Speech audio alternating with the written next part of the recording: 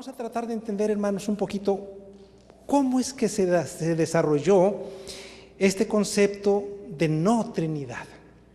¿Cómo es que ha llegado hasta nuestros días? Porque ha llegado inclusive al mundo cristiano, ha llegado al mundo evangélico y también ha llegado a las filas de la Iglesia Adventista la idea de que no hay una Trinidad. Y como ya explicamos, se dividen en varios grupos los que dicen no, nada más un solo Dios, no hay nadie más, el Padre es el único Dios, Jehová. Otros dicen, bueno, sí hay algunos pasajes que hablan de que hay que adorar a Cristo. Bueno, pongamos a Cristo también allí, pero más chiquito. ¿Y el Espíritu Santo dónde lo dejamos? Ay, eso nos da problemas, ¿dónde lo pondremos? Y entonces se han dividido, los que no creen en la Trinidad se dividen en varios grupos y vamos ahora a tratar de ver cómo a través de la historia del cristianismo se ha desarrollado esta doctrina y las controversias cristológicas acerca de la Trinidad. Vamos a comenzar un poquito para especificar que dentro del mundo cristiano, hermanos, obviamente la Trinidad es un tema central. Y cuando hablamos de la Trinidad, estamos hablando de la naturaleza de Dios. Y esta es una doctrina básica para la mayoría de la religión, de las denominaciones cristianas. En esencia, esta doctrina dice lo siguiente: hay un Dios, el Padre, el Hijo y el Espíritu Santo, la unión de tres personas coeternas y coexistentes. Esta sería la esencia de la doctrina de la Trinidad. Pero han surgido desde el principio tres posiciones diferentes en cuanto a cómo entender el tema de la Trinidad. La primera de ellas dice, no, la Trinidad tiene un origen pagano, ya sea en la religión hindú, ya sea en las religiones egipcias o ya sea en las religiones griegas, es pagana. Otros dicen, no, la doctrina de la Trinidad que acabamos de ver es bíblica. Y otros dicen, no es bíblica. Entonces, estas tres posiciones se han ido desarrollando a través de los siglos y han llegado también hasta nuestros días. Vamos a ir analizándolas brevemente. Quienes afirman que la doctrina de la Trinidad tiene su origen pagano, dicen esto: la Trinidad es una tergiversación tomada de las religiones paganas e injertadas en la fe cristiana. Entonces noten, ya se afirma que es pagana según estos escritores. El origen de la Trinidad es completamente pagano. Y ahí están las fuentes de donde tomamos estas afirmaciones. Y dicen ellos, miren, la Trimurti es un término sánscrito que enseñaba la existencia de tres dioses principales en la mitología hindú: Brahma, Vishnu y Shiva. Dice, de ahí se origina la doctrina de la Trinidad que la abrazó el cristianismo. Y luego tenemos la idea que otros explican, dice, el problema a lo mejor no viene directamente de ahí pero viene de Platón. Platón desarrolló una cosmología compuesta de tres realidades: Dios, que era el ser absoluto, lo que llamaba él la causa primaria, y después la siguiente fase era el logos, o la razón universal, y el anima mundi, o el alma universal, emanada de un Dios que gobierna el mundo invisible. Entonces a lo mejor vino de Platón, porque Platón hablaba de tres. Por lo tanto, dice, entonces no es una doctrina cristiana. Quienes afirman que es de origen pagano. Otros dicen, bueno, se ha introducido, pero no es bíblica. No es una doctrina bíblica. Y dicen así: la Trinidad de personas dentro de la unidad de naturaleza se define en términos de personas y naturaleza, los cuales son términos filosóficos griegos. En realidad, estos términos no aparecen en la Biblia. Las definiciones trinitarias surgieron como resultado de largas controversias en los cuales ciertos teólogos aplicaron erróneamente a Dios estos términos tales como esencia y sustancia, pero no es bíblica, dice. Se introdujo al cristianismo sin base bíblica. Y afirma otro: el trinitarismo del siglo IV no reflejó con exactitud la enseñanza del cristianismo primitivo con respecto a la naturaleza de Dios y manifestó, al contrario, un desvío de esta enseñanza. Y entonces sí, está en el cristianismo, pero no tiene origen bíblico esta doctrina. Y entonces siguen afirmando, dice, ni la palabra Trinidad, ni la doctrina explícita como tal aparece en el Nuevo Testamento. Eso no está en el Nuevo Testamento. Tampoco se propusieron Jesús y sus seguidores contradecir el Shema del Viejo Testamento que dice que hay un Dios. La doctrina se desarrolló, según ellos, gradualmente en el transcurso de varios siglos y en medio de muchas controversias. Pero a fines del siglo IV, la doctrina de la Trinidad adquirió básicamente la forma que ha mantenido desde entonces, pero no es bíblica, dicen estos autores.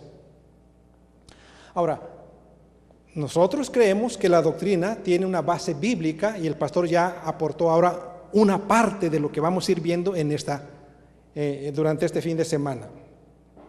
Entonces, en esencia, la mayoría de las denominaciones evangélicas, incluyendo a la Iglesia Católica, aceptan que la doctrina de la Trinidad tiene bases bíblicas y está perfectamente en las Escrituras, tanto en el Antiguo como el Nuevo Testamento. Pero tenemos que aceptar, la palabra Trinidad no aparece en la Biblia. Nunca vamos a encontrar esa palabra exactamente. El Antiguo Testamento no habla explícitamente que Dios es triuno, aparentemente. Sin embargo, se refiere a una pluralidad dentro de la deidad. Y eso lo vamos a ir viendo en los textos difíciles de entender. Ahora, ¿cómo se originó entonces la idea de que Cristo, bueno, sí es Dios, ok, pero no existía desde la eternidad? Dios lo creó en algún momento y como lo creó es inferior al Padre y es un Dios chiquito y está subordinado al Padre. ¿Cómo se originó esta controversia?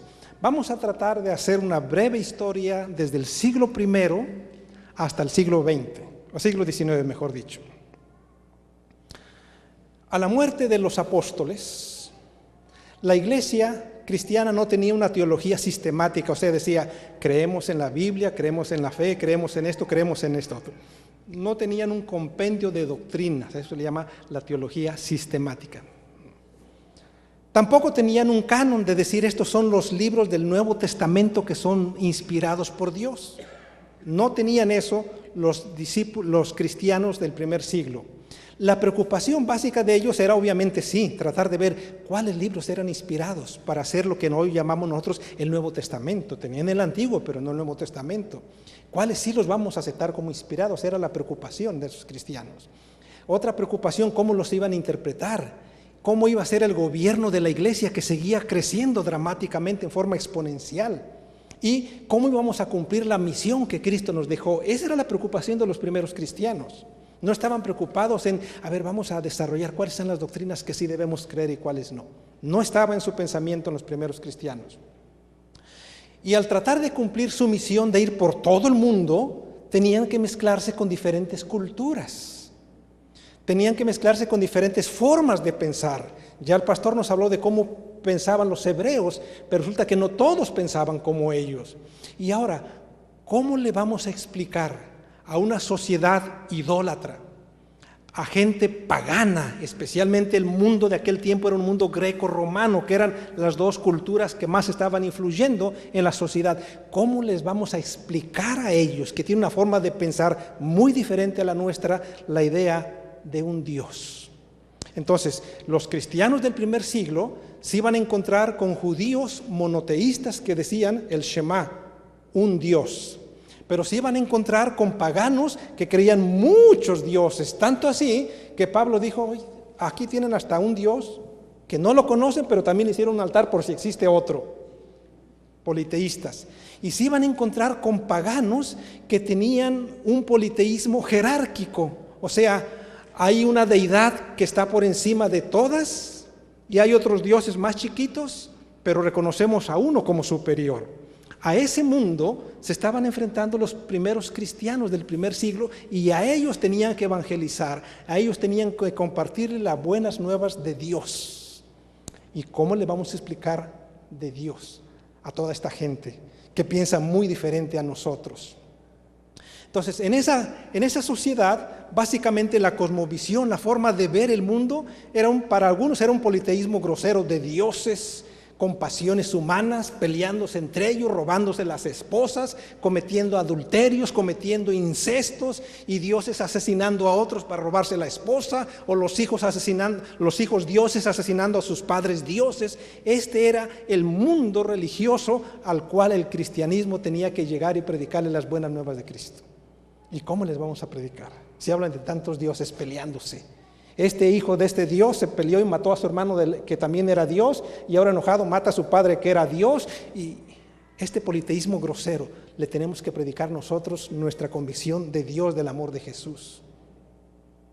Por otro lado, existía un cierto monoteísmo en algunos de ellos. Decían, no, es que está muy grosero eso de tantos dioses, como que nos fuimos de más. A lo mejor no son tantos dioses, y algunos ya estaban moviendo la idea de que debería haber solamente un Dios, pero quizá hay uno, pero que es superior a todos los demás, y los demás son dioses chiquitos. Este Dios supremo o trascendental está muy lejos del mundo creado, y este Dios no se comunica con su creación. Es un Dios trascendente que necesita un intermediario, porque Dios es tan santo, tan sublime, está muy por allá de lo creado, entonces no se puede comunicar, tiene que tener un intermediario. Y ahí ellos inventan el Logos, lo que sería un Dios creado, un Dios más chiquito, que se pone entre el Dios trascendente, la causa primaria, y el mundo creado. Por otro lado, los cristianos tenían que enfrentarse con este otro modo de pensar, la filosofía gnóstica, que creían en ese Dios trascendente, y había otros dioses menores viviendo niveles inferiores del cielo, y entre esos dioses inferiores ellos dicen, está Cristo entre esos dioses menores que fue creado por el Dios trascendente. Entonces lo que en historia del cristianismo se llama padres apostólicos son los sucesores de los apóstoles. Los cristianos del primer siglo, una vez que murieron los apóstoles, ¿quiénes se van a encargar de predicar el evangelio, de enseñar las grandes verdades, de predicar lo que Cristo había enseñado? Y en la historia del cristianismo se le llama padres apostólicos. Aquí tenemos algunos de ellos. Tenemos a Clemente de Roma, más o menos escribió su epístola ahí por el año 95. Tenemos a Ignacio, que se cree que escribió su epístola. Ellos tenían que escribir para aconsejar a la iglesia, predicaban sus sermones, sus homilías, y las escribían y las enviaban a las iglesias. Y él se cree que él escribió sus epístolas cuando iba camino a Roma por el año 115 de la era cristiana. Está Policarpo, que escribió su epístola en Esmirna por el año 110. Barnabás, que se cree que la hizo en Egipto. Está otra carta de Clemente, la segunda carta de Clemente, que también la envió de Roma, y el pastor de Hermas, ahí también en Roma. Estos son los principales padres apostólicos del primer siglo. Y vamos a ver que ninguno de ellos escribió que no había Trinidad. Ninguno de ellos escribió que no había Trinidad. Ninguno de ellos escribió que Cristo era un Dios más chiquito e inferior. Vamos a ver que no se observan las controversias que hoy estamos tratando de analizar. En cambio, todos estos padres apostólicos sí usaban la fórmula trinitaria de bautismo según Mateo 28. Ellos bautizaban en el nombre del Padre, del Hijo y del Espíritu Santo. Entonces, ellos reconocían la divinidad de Jesús, tal como lo habían aprendido de los apóstoles. Por ejemplo, en la epístola que escribió Ignacio a los Efesios dice, nuestro Dios Jesucristo, nacido de la Virgen María, de acuerdo con el plan de Dios, de la simiente de David, pero también del Espíritu Santo. Noten, ya muy temprano del primer siglo, Ignacio está hablando de los tres y está diciendo nuestro Dios Jesucristo. Ellos nunca hablaron de que Dios era menor, nunca negaron al Padre, nunca negaron al Hijo y nunca negaron al Espíritu Santo. Ahí está un extracto de la carta de Ignacio. Y recuerden, ¿cuándo escribió más o menos Ignacio? ¿Cuándo vivió? ¿Recuerdan cuándo? Ahí primero, al principio del primer siglo. Ahora, otro escrito de Plinio el Joven en una carta al emperador Trajano, dice: los cristianos le cantan a Cristo como le cantan a Dios. Entonces, este era el pensamiento cristiano del primer siglo. No atacaban la divinidad de Cristo ni del Espíritu Santo. Entonces, ya para el segundo siglo viene lo que llamaríamos los apologistas. Los apologistas eran los que iban a defender la fe, porque ya comenzaban a ser atacada. Los principios, las enseñanzas del cristianismo comenzaban a ser atacadas. Y entonces surgen los apologistas que iban a tratar de defender o contradecir lo que estaban atacando del cristianismo. Y entre ellos tenemos por aquí algunos. Justino el Mártir, más o menos se le conoce así porque fue martirizado por el año 150. Atenágoras, más o menos por el año 170. Teófilo de Antioquía, más o menos por ese mismo tiempo. Son entre los principales apologistas que tenían que defender la fe cristiana de los ataques griegos y también de los ataques que estaban haciendo los judíos. Esta fue su principal tarea. ¿Cómo explicar? Porque era el ataque. ¿Cómo explicar la relación entre Dios y Cristo? Era su principal tarea, porque el ataque estaba viniendo aquí. A ver, ustedes los cristianos hablan de Dios el Padre, pero también hablan de Dios el Hijo. A ver, ¿cómo está eso? Les preguntaban, ¿es un Dios o son dos dioses? Y los cristianos tenían que explicar, los apologistas, cuál era la relación que existía entre lo que nosotros llamamos Dios el Padre y Jesucristo. ¿Cómo le van a explicar la relación de Logos? Y entre los primeros tenemos a Teófilo de Antioquía, segundo siglo. Él creía en un Dios trascendente, un poquito como los filósofos griegos, que es superior y tiene que crear un Dios intermediario.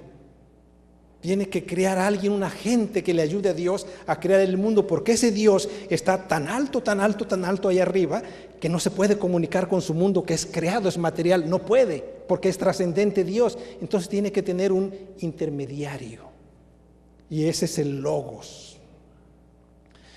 Y vamos a encontrar que Teófilo de Antioquía fue el primero que usa la palabra tría o trinidad. De ahí viene la palabra Trinidad, de esa palabra que ustedes pueden ver allá, trías. Pero él no la usaba en el sentido como lo creemos nosotros, del Padre y el Hijo y el Espíritu Santo. Él hablaba de Dios, su palabra y su sabiduría. Este era un tría. Pero más tarde, Tertuliano usa otra vez el término tría, como quien dice, él acuña un poco más la palabra tría y le da ya en el contexto como nosotros estamos conociendo la palabra Trinidad. De ahí vino la palabra Trinidad. Y pues, ya ven, no es bíblico, porque ¿quién lo hizo? Dice un católico romano. E inmediatamente si es católico romano, por lo tanto no es doctrina cristiana. Entonces hasta aquí llegan, digamos, los padres apostólicos, los apologistas, y vamos a ver cómo se desenreda, cómo comienza la controversia acerca de Cristo. Básicamente, al principio el ataque no era en contra del Espíritu Santo, era la divinidad de Cristo. Había una secta judía, más o menos por el año 68, casi contemporáneo de los apóstoles. Noten, ya comenzaba aquí, en ese tiempo, por el año 68, había una secta conocida como los ebionitas. Apréndanse esa palabrita rara, porque vamos a irla viendo más adelante. Y los ebionitas más o menos fueron influyendo con su forma de pensar hasta el siglo IV. ¿Qué enseñaban los ebionitas? Que el Hijo era subordinado al Padre. Jesús es inferior al Padre, es un Dios más chiquito. Y también negaban que Cristo hubiera existido desde la eternidad. No, Cristo en algún momento surgió. En algún momento de la eternidad Dios lo creó. Y como es criado, no es divino. Es un buen hombre. Nació de la Virgen María, pero no es Dios. Ellos creían que Jesús nació físicamente de José y María, pero que fue escogido como una persona especial por Dios, tal como lo fue Moisés, y ocupa un lugar muy, muy, muy prominente en el cristianismo, pero no es Dios. Es muy bueno, pero no es Dios. Eso enseñaban los ebionitas. Más tarde se desarrolla otra escuela de pensamiento conocido como los docetistas. Los docetistas enseñaban que Jesús no era, pero se parecía. No era, pero se parecía. Que aparentó morir, pero no murió. Parecía, pero no era. Parecía que murió, pero no murió. Un poquito más adelante viene un grupo que se llaman los marcionistas. Creían en dos deidades. Una, la deidad buena, la deidad mala del Antiguo Testamento, el Dios duro, el Dios vengativo, pero otro Dios bueno, el del Nuevo Testamento, el Dios del amor y el Dios de la gracia. A finales del siglo II surgen dos movimientos heréticos y que se van hasta el IV siglo. Y aquí comienzan las controversias más fuertes en cuanto a cómo se relaciona el Padre y el Hijo, en qué nivel están los dos, cómo debemos entenderlos. El gnosticismo, que ya hablamos un poquito de ellos, creen que se desarrolló con Simón el Mago. Algunos dicen, ahí comenzó. Otros dicen, no, creo que es una secta judía. No, creo que comenzó con los griegos. Ahora, ¿qué enseñaban los gnósticos?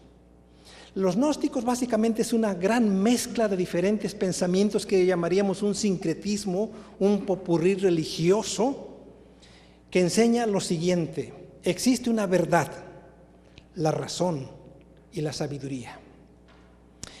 Los gnósticos enseñaban el concepto dualístico de que el alma fue creada de cosas puras y santas por ese Dios trascendente, pero el ser humano fue creado de materia y la materia es mala, es pecaminosa, es corruptible, es perecedera. El Dios eterno, Él es bueno, Él nunca cambia. Esta era parte del dualismo que enseñaban los gnósticos.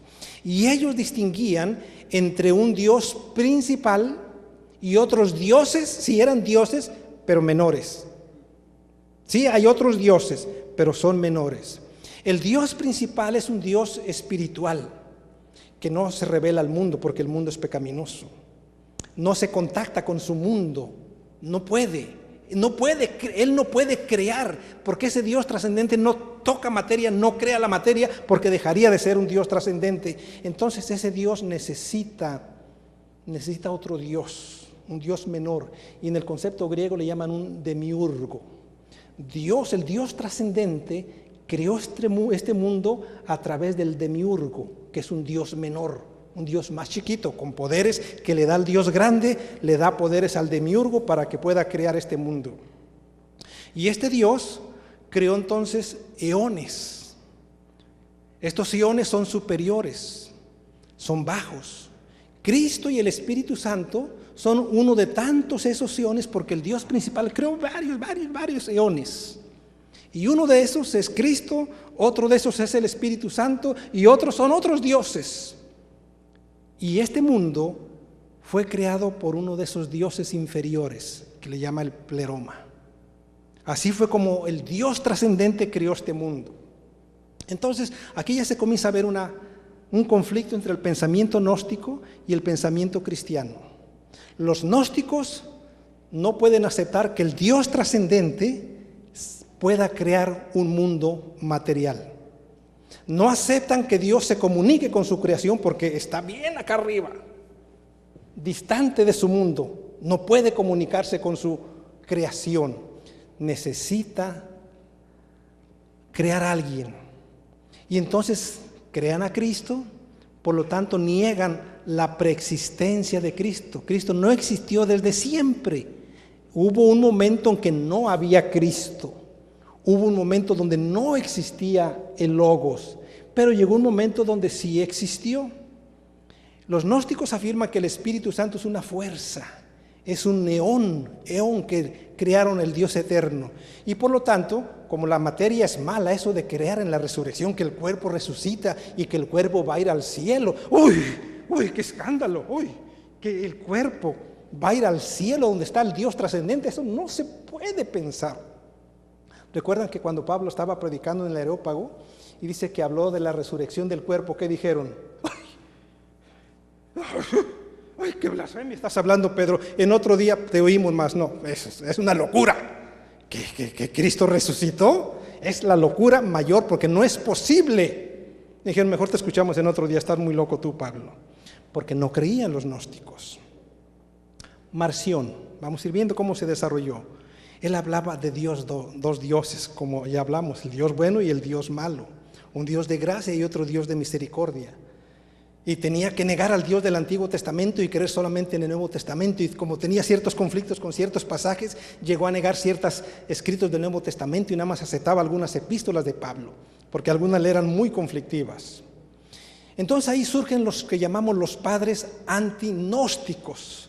Como los gnósticos están introduciendo, hubo un tiempo en que el gnosticismo llegó a ser parte del cristianismo y el cristianismo llegó a ser parte del gnosticismo, prácticamente se habían mezclado.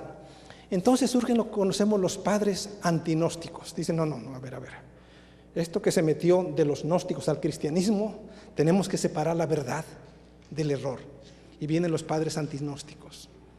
Ireneo, obispo de León, Tertuliano, Hipólito de Roma, empiezan a decir, espérense, se ha metido mucha filosofía gnóstica, mucho pensamiento griego al cristianismo y lo hemos aceptado como cristianismo, lo hemos aceptado como bíblico, tenemos que hacer algo. Ireneo fue discípulo de Policarpo y Policarpo fue discípulo de Juan el apóstol. Noten cuán cerquita entonces estaba Ireneo, discípulo de Policarpo, y Policarpo fue discípulo de Juan. Y estos caballeros dicen, espérense, la verdad solamente tiene que estar basada en las Escrituras. Olvídense de filosofía griega, olvídense de gnosticismo, olvídense de otras, de platonismo, de Aristóteles, olvídense. La verdad tenemos que conocerla solamente en las Escrituras. Y lo que encontramos en las Escrituras es que el universo sí es creación de Dios. Las Escrituras nos dicen que Cristo es el Hijo de Dios y ha estado presente desde el principio. Eso dicen las Escrituras. Olvídense de Platón, olvídense de Aristóteles, olvídense de los gnósticos, señores. La Biblia. Volvamos a la Biblia y esto es lo que nos dice la Biblia. Tertuliano, otro de los padres antinósticos, él no era cristiano, se convirtió al cristianismo y él decía, ¿qué tiene que ver Atenas con Jerusalén? La iglesia con la academia. ¿Qué tiene que ver? Son cosas diferentes. Una cosa es la palabra y otra cosa es la filosofía griega, señores. Son cosas distintas. La religión, la verdad, está en la Biblia, no está en la filosofía. Y él trató de comenzar a separar estas cosas porque ya los cristianos estaban tan paganizados en muchas cosas.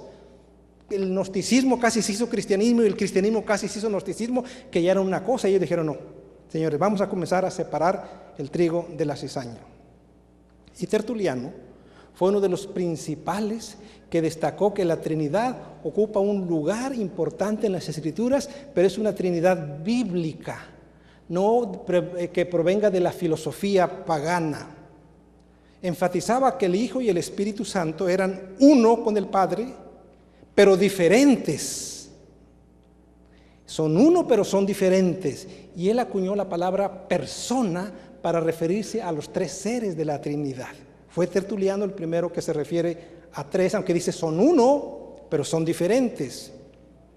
Sin embargo, Tertuliano no entendía bien algunos pasajes, que mañana el pastor los va a explicar. Decía, sí, Dios es Cristo es Dios, pero es subordinado, Y él enseñó la palabra usía. Tres personas, naturaleza, para hablar de la importancia de una sustancia. Son uno en sustancia, pero son tres personas o hipóstasis. Este fue el concepto que está tratando de explicar. A ver, ¿cómo le enseñamos a los paganos? Sí, el Padre, el Hijo y el Espíritu Santo son una usía, una sola sustancia, una misma naturaleza, pero son tres hipóstasis, son tres seres, son tres personas diferentes. No es que el Padre se llame Juan Pablo Gregorio y que a veces se va a presentar como Juan y luego él mismo se presenta como Pablo y después se va a presentar como Gregorio, pero él la mira, no, dice, son tres hipóstasis diferentes, pero son una sola sustancia. Orígenes, él enseñaba que Jesús es coeterno con el Padre. Dice, señores, vamos a las Escrituras, olvídense del pensamiento filosófico griego, vamos a las Escrituras, y las Escrituras dicen que Cristo es coeterno con el Padre. ¿Okay? Sin embargo, también tenía ciertos problemas con algunos pasajes. Cristo es un poquito más chiquito. Y ahora, ¿por qué ellos entendían esto? Mañana el pastor Juárez va a explicar estos pasajes. Entonces, al final del segundo siglo surgen dos movimientos. Uno conocido como el monarquianismo, que presentaban un punto de vista unitario. Esta era una interpretación bien racionalista del cristianismo y negaban la Trinidad, el monarquianismo. Obviamente, ellos tenían una influencia griega, filosófica muy, muy marcada. Y luego surge entonces, el monarquianismo se divide en dos. El dinámico, que negaba la divinidad de Cristo, pero Cristo es bueno, ese es mucho mejor que nosotros, es superior a todos nosotros. Es muy bueno, pero no le llega al Padre, ¿eh? Eso enseñaba el monarquianismo dinámico. El modalismo, ya el pastor habló un poquito de esto y lo vamos a ir hablando más adelante, decían el Padre, el Hijo y el Espíritu Santo son uno en esencia y solamente se distinguen porque tienen tres nombres diferentes, pero es uno, Juan Pablo Gregorio. Y a veces se llama Juan Pablo, a veces Pablo, a veces Gregorio, a veces, pero es el mismo, simplemente usa tres nombres diferentes. Eso enseñaban el modalismo. Ok, déjenme ir un poquito más adelante para ya hablar un poquito de esto. Surge otra secta. Y esta secta afirmaba que el Espíritu Santo, Él es una persona, sí es persona, pero es inferior al Padre y al Hijo. O sea, el Padre trascendente está aquí, al Hijo lo vamos a poner aquí y al Espíritu Santo lo vamos a poner acá. ¿Existen los tres? Sí, pero están en niveles diferentes cada uno. Luego viene otro movimiento que se llama el adopcionismo. Sostiene que Jesús nació de la Virgen María, pero llegó a ser divino en su bautismo. Desde su nacimiento hasta su bautismo era tan humano como cualquier otro ser. En su bautismo Él se convierte en divino. Allí se convirtió en Dios, en su bautismo, no antes.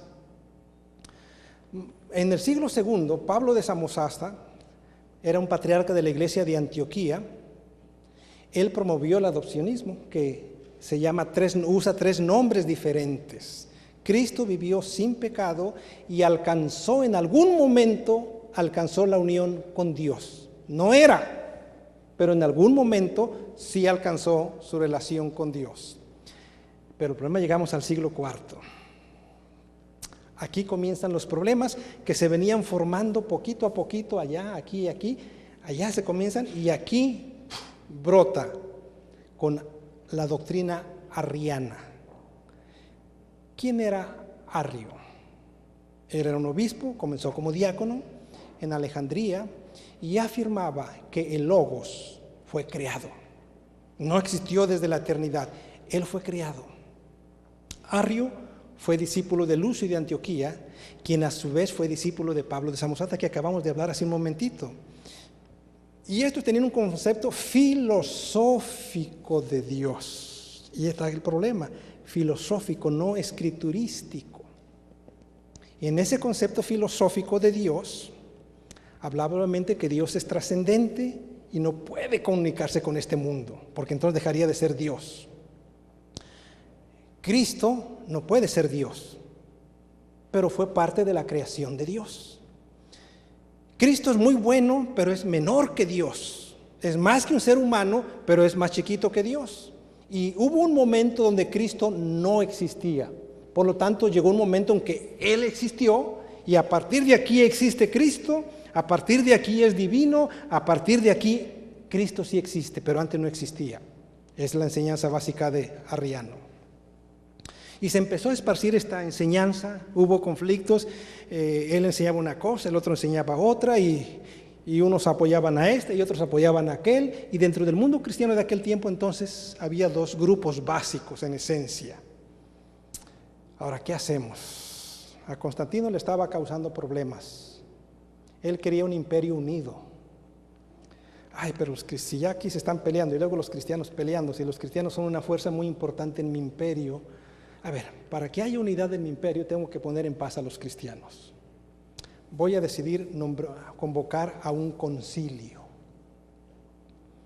en la ciudad de Nicea. Curiosamente, ¿saben de dónde era Arrio? Hay una ciudad que es muy famosa, hoy aparece en las noticias estos días, aparece casi en todas las noticias, todos los días. ¿De dónde? Libia, de ahí era Arrio, provenía de Libia. Y entonces Constantino, para calmarse los problemas que había en su imperio, convoca un concilio en Nicea, que estaba en la ciudad de Turquía, lo que es hoy más o menos Turquía, en el año 325, para decir, a ver señores cristianos, pónganse de acuerdo, o es Dios o no es Dios Cristo. Y él convoca a los cristianos, la mayoría de ellos venía del oriente, de las iglesias cristianas de oriente. Hubo más o menos, algunos dicen que eran 250, ahora que eran 320 delegados que venían para hablar de este tema. La mayoría de ellos era de oriente. El obispo de Roma no pudo venir, se enfermó, así es que quienes dicen que es una doctrina romana. Los que venían de Occidente, de la iglesia de Occidente, eran muy poquitos comparado con todos los que venían de la iglesia de Oriente, y el obispo de Roma ni vino. Así es que quienes afirman que la iglesia romana impuso esta doctrina. Entonces, en el concilio de Nicea se afirma que que Jesús es Dios y que ha existido desde siempre de la eternidad, Dios de Dios, luz de luz, creado igual que el Padre. Eso definió el concilio de Nicea. Obviamente los seguidores de Arrio no estuvieron de acuerdo, y quienes afirman que Constantino, porque no dice fue la iglesia católica, dice no, fue Constantino, un emperador pagano, el que impuso la doctrina católica o pagana de la Trinidad, porque fue Constantino. Pero saben que Constantino, él no apoyaba a los que sostenían la doctrina de la Trinidad. Él simpatizaba más con Arrio. Él simpatizaba más con este grupo de presbíteros o obispos que no creían en la divinidad de Jesús. Pero dijo, bueno, si esto es lo que define la iglesia, aunque yo estoy más de acuerdo con Arrio, dijo Constantino, pero si la iglesia decide esto y esto va a traer unidad, aceptamos que Cristo es eterno, porque esto ha decidido el concilio. Más tarde, se tuvo que volver otra vez otro concilio en Constantinopla en el año 381, y dicen, señores, ya dejen de hablar, Cristo es Dios, ya lo definimos, los presbíteros nos hemos reunido, hemos estudiado la Biblia y concluimos que Dios y el Padre son uno en esencia, pero son dos seres distintos y tienen coeternidad y han existido desde siempre. Se reafirmó en el concilio de Constantinopla. ¿Okay? Entonces, para combatir las doctrinas arrianas,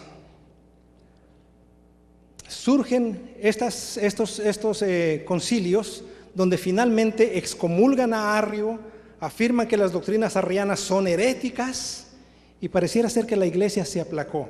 Pero no, porque uno dice, no, nosotros apoyamos a Arrio, nosotros estamos de acuerdo con Arrio. Y las doctrinas se siguió enseñando a pesar de que fueron condenadas como doctrinas heréticas.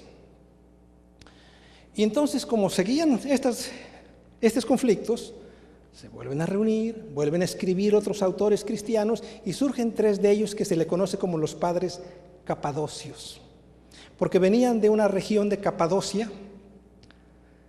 Y ellos tres se conocen como Basilio el Grande, Gregorio de Nicea y Gregorio Nacianceno.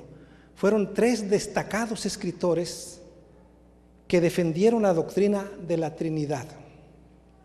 Y básicamente lo que se escribió, lo que se aceptó después de estos padres capadocios fue lo siguiente: las tres personas poseen sus propias cualidades y atributos, pero se distinguen uno de otros.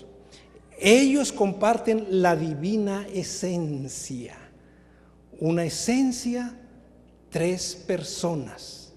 Esto fue lo que los padres capadocios enseñaron, y esto fue lo que se aceptó en el concilio de Constantinopla en el año 381.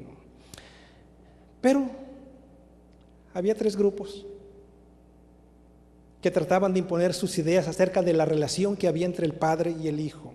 El concilio de Nicea había usado la frase homoiousios. la misma naturaleza. Pero los arrianos decían no, vamos a usar la palabra homoios, que es semejante, no igual, pero es semejante. Entonces van a ver aquí estas palabras que fueron las que estaban creando la controversia. Y si ustedes se fijan, aquí no tenemos para señalar con este o con cuál añadimos. Ok, si ustedes ven ahí nada más una palabrita, la diferencia está en rojo. La I es la única palabra que parece diferente, que es diferente. Porque la primera dice es de la misma naturaleza, el Concilio de Nicea, pero los semiarrianos dicen no, es de una naturaleza parecida, es Dios, casi es Dios, pero está más abajito, decían los semiarrianos.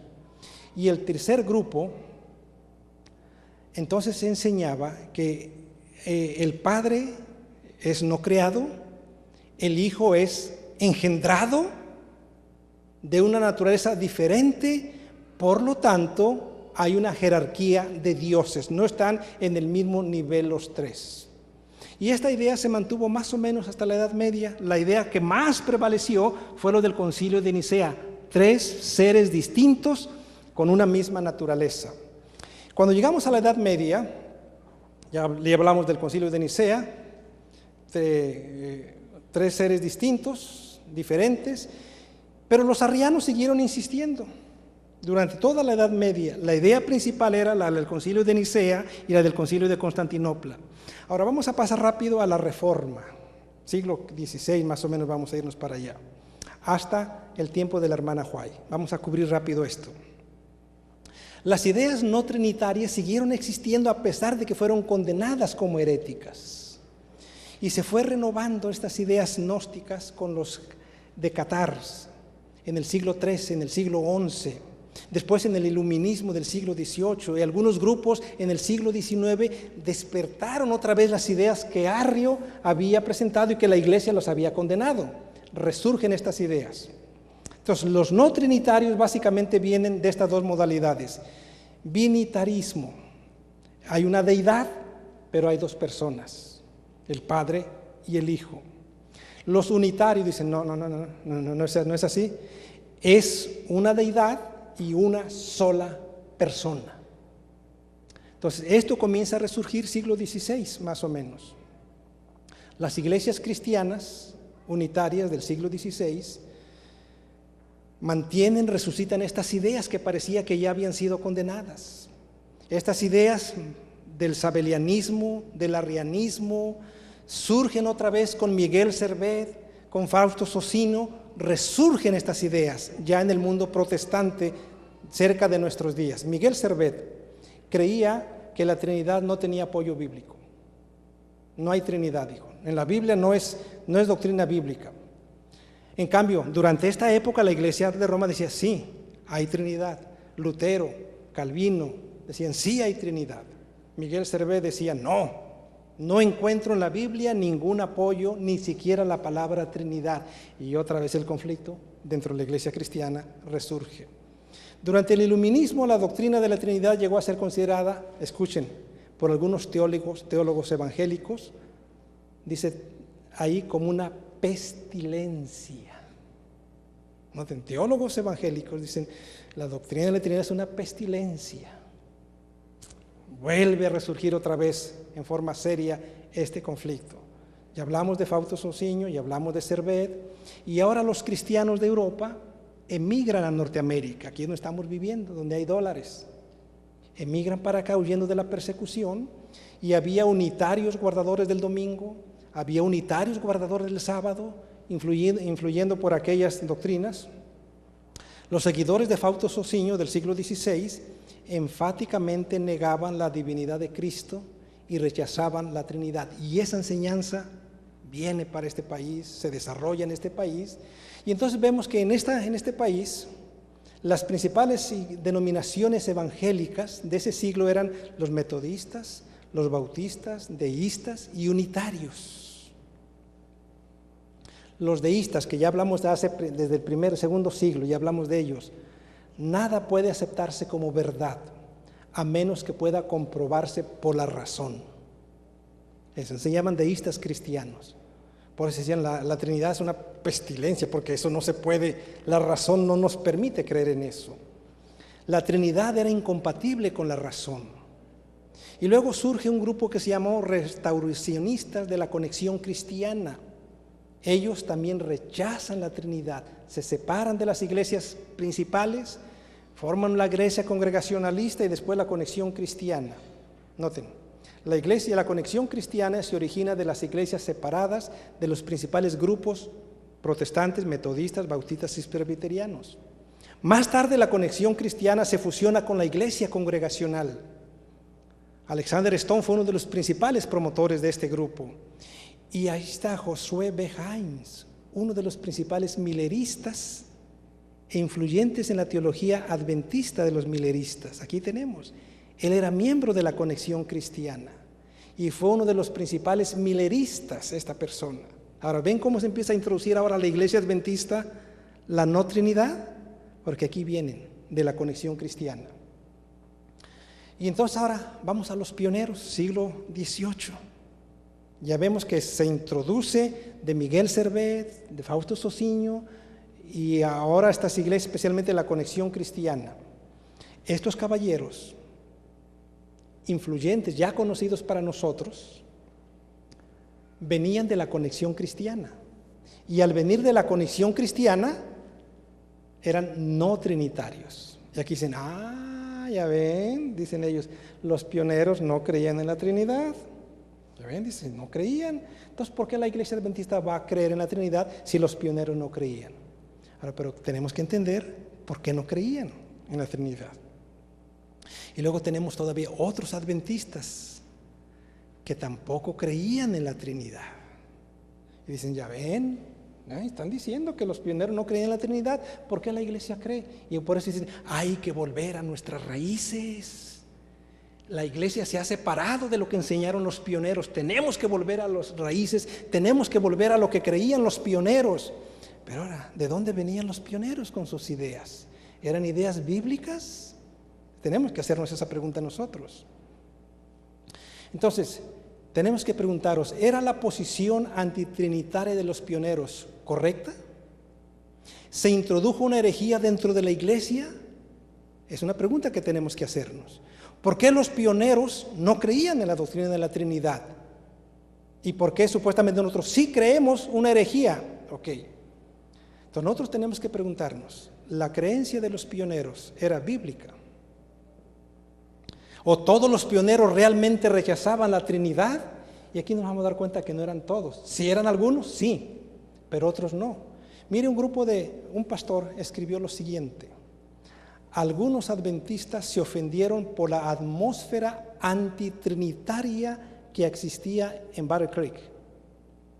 Sí, había una atmósfera antitrinitaria, pero no todos los pioneros la compartían. Tanto así que se ofendieron, tanto atacan aquí, en este lugar donde está creciendo la iglesia adventista, tanto atacan a la Trinidad. ¿Por qué? Se ofendieron de ese espíritu antagónico hacia la Trinidad algunos de los pioneros, por lo tanto, no eran todos. En 1888 surge un cambio. Waggoner comienza a predicar, y A.T. Jones comienza a predicar de la justificación por la fe. Y al predicarse de la justificación por la fe, se tiene que reevaluar la relación de Cristo con el Padre. Y comienza a haber aquí un cambio entre algunos de los pioneros. Noten, en 1982 aparece el primer escrito de la Pacific Press, para quienes dicen que la iglesia empezó a creer por 1930, si dicen, la iglesia cambió y cuando murió la hermana White se empezó a introducir la doctrina de la Trinidad. ¿Es cierto esto? Miren, en este año, 1892, en la Pacific Press, se publica la doctrina bíblica de la Trinidad. Y allí en esa revista se enfatiza que no era un triteísmo, sino que es la doctrina de un Dios subsistiendo y actuando en tres personas. ¿Qué están enseñando? Y la hermana White, en 1898, escribe una cita en el Deseo de todas las gentes, que a algunos los espanta. En 1930, en la iglesia adventista aparece el primer, en Yearbook, en el libro de la iglesia, afirmando que los adventistas creemos en la Trinidad. Pero fue ahí que comenzamos a creer. Dice, sí, ahí la iglesia. Miren, 1930 escribió. ¿Y por qué no antes no aparece? ¿Es cierto que no aparece? Ya en 1946 el Congreso de la Asociación General hizo oficial las creencias de la iglesia adventista. Dice, ven, se introdujo. Antes la iglesia no creía. Entonces, si antes no creía, la iglesia se ha desviado. ¿Es cierto que la iglesia se ha desviado? Bueno, son cosas que nos vamos a ir contestando en el día de mañana. ¿Realmente la iglesia cambió? ¿La iglesia introdujo una herejía? ¿Realmente los pioneros estaban correctos al no creer y hasta atacar la Trinidad? ¿Estaban ellos correctos? ¿Por qué aparentemente la iglesia cambió en 1930? ¿Fue cierto esto? Bueno, mañana vamos a presentar un tema que se llama Los pioneros y la Trinidad. ¿Qué enseñaban los pioneros? ¿Quiénes hablaban en contra de la Trinidad y por qué? Vamos a hablarlo mañana. Por ahora simplemente quise presentar así cómo surgió la doctrina a través desde el primer siglo hasta el siglo XIX y cómo llegó hasta la iglesia adventista. Y llegó porque muchos de los pioneros eran de la conexión cristiana, y la conexión cristiana vemos que tenía influencia de Fausto Socinho, de Miguel Servet y de otros que eran no trinitarios. Y ellos a su vez la recogieron de Arrio y de sus seguidores. Ahora, no significa esto que la posición de los pioneros era correcta, pero mañana lo vamos a analizar más detenidamente. Por ahora yo creo, mis queridos hermanos, que debemos terminar. Debemos agradecerles su gentileza de que vinieron temprano de su trabajo. Muchos yo creo que están como nosotros sin cenar, pero vale la pena este medio ayunito, ¿no es cierto? Mañana quisiéramos que el ayuno continuara, porque si comen mucho, aquí se van a estar durmiendo en la tarde. Y el problema, hermano, es que los sábados se come mucho en abundancia y sabroso.